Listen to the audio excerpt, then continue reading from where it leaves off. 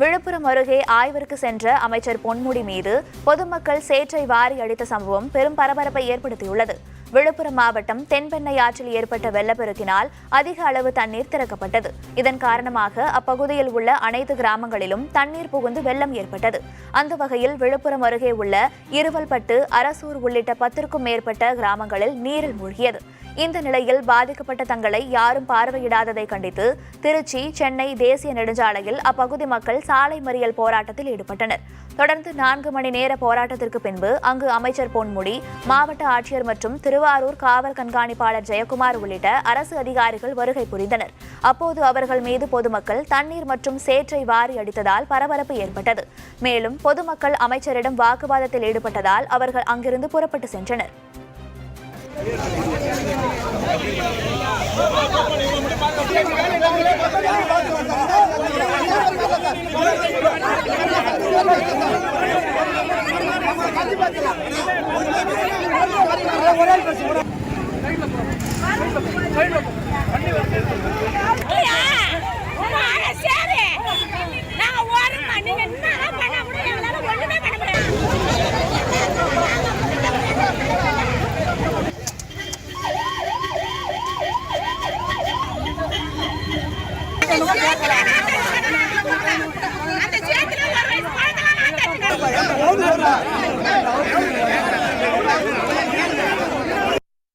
மாடு எல்லாமே தண்ணி அடிச்சுட்டு போயிட்டு ஒண்ணுமே இல்ல. யாருமே ஒரு எம்எல்ஏ வரல, ஒரு கவுன்சிலர் வரல, யாருமே வரல. இது வார்டு மெம்பர் எல்லாமே வந்து பாதிக்கப்பட்டு இருக்கா. ஒரு யாரும் இன்னும் பச்சை தண்ணி கூட பண்ணல.